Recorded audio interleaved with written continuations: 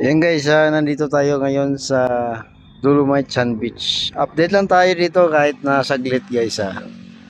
So ngayong araw ng Martis, yan. Kahapon may Senate hearing sa Blue Ribbon Committee sa Senado, ano. So grabe ang ating bansa ngayon. And of course, may isang senador na nakulong na ngayon. So sabi nga before Pasko, pero wala naman na problema. May kahit na lumampas na ng Pasko ay better late than never naman, Dito tayo sa Dolomite. Medyo mabasura yata ngayon. Anong araw ba? So siguro dahil nga sa low tide naman, ang basura dito na, sumampa na naman. Ang outfall dito hindi makita. Although yung kanyang tuktok lang, makikita yan, So dito sa gilid ang basura namumuo. Medyo mainit. So si Kuya, grabe resti talaga. Nagtiis sa init. So yan ang so far yan ang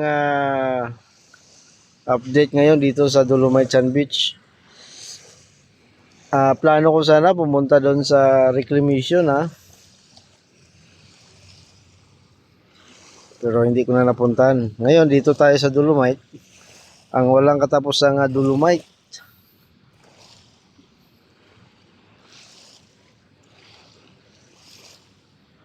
Yan lahing basura. Bakit kaya?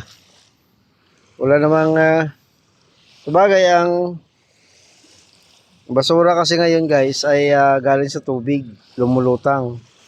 So hindi yan galing sa hindi yan tinatapon mula dito. Galing mismo yan sa tubig. Ito nga tinapon. Laruan ng bata ito eh.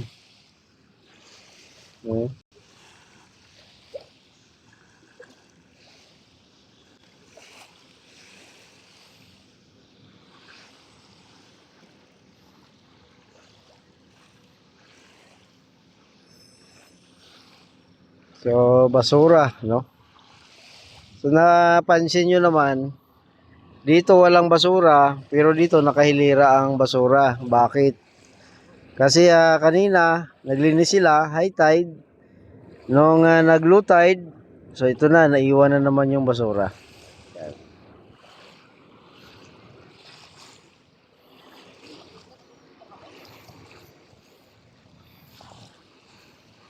Diba? So medyo konti lang ang namasyal. Mainit pa kasi, Alas 4 mainit pa, Kaya nga sabi ko dapat, pahabain nilang oras. Kasi alas 6, labasan na. Pero actually, ang pasyal naman ng tao, alas 6 naman talaga. So, sayang yung oras, di ba?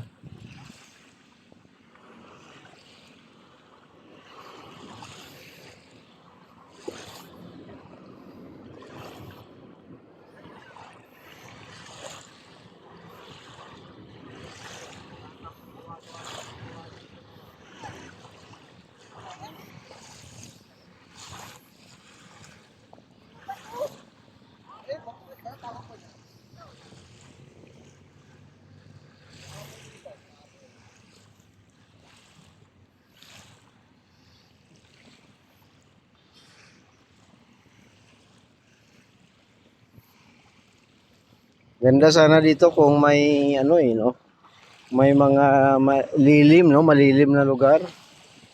Kaso talagang tingnan niyo yan, Wala talagang kakahoy-kahoy.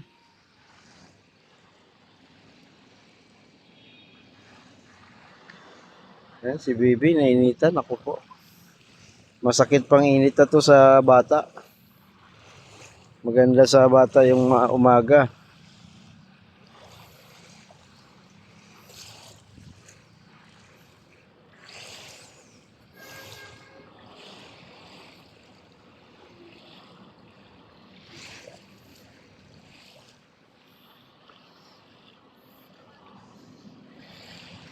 Daming basura, no? Hmm?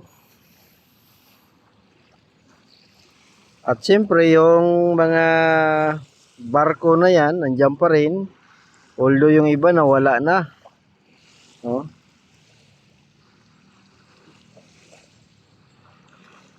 Yung barko na puti, na pagmamayari ng isang maritime school, paikot-ikot lang yan dyan, ano? Nakaangkla yan dyan eh. Yung reclamation na supposed to be, i-update natin, ano? Hindi ko napuntahan. So bukas na lang, ano? Hapon na kasi, alas 4 na. Marami pa na mga pagkakataon yan. Ano, diba?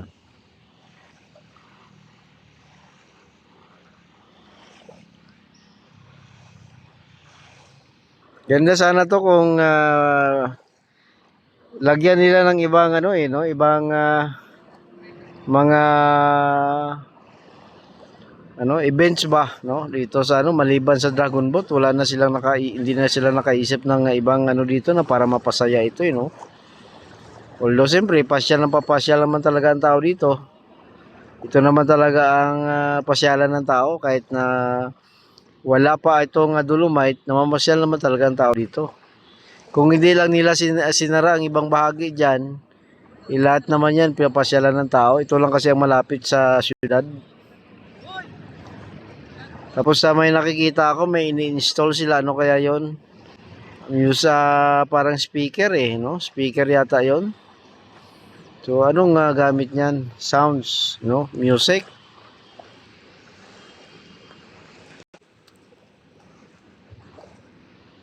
So mainit, no? Alam mo ko lang dito para sa akin lang yung mga kainan eh. Dito kasi papasyal ka talagang wala kang tubig, walang kapagkain. Naiwasan nila yung basura na dalhin ng mga namamasyal at dito na lang magtapon. Minsan may kasalanan din yung mga tao, ano.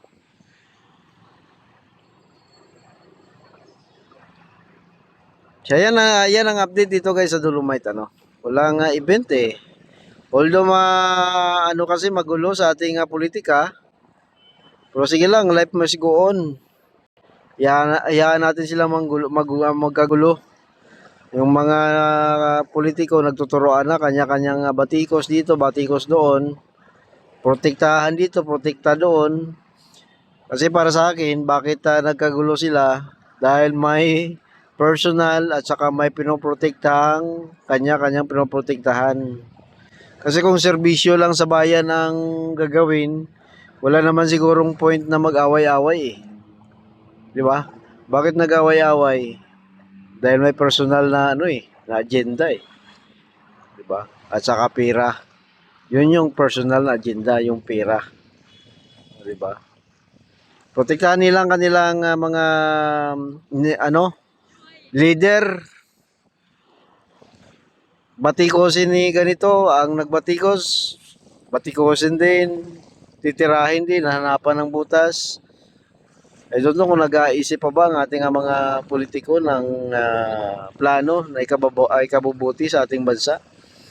Baka nagbabasa na lang ang mga yan sa batas na pwedeng isampa sa kalaban nila. Hindi na nag-isip ng programa na sa ikabubuti ng ating bansa, ano. So yan guys, ang update dito sa Dolomite, yan naman ay personal ko lang na opinion. So wala naman akong binanggit na kung sino man. Basta yan ang ko lang kasi, hinanakit din sa ating mga politiko. No, hindi na nag-isip ng programa na ikabubuti ng ating bansa, kundi nagbasa na lang nagbasa ng batas kung anong pwedeng isampa sa kanilang mga kalaban, ano. Salamat guys. Bye-bye po.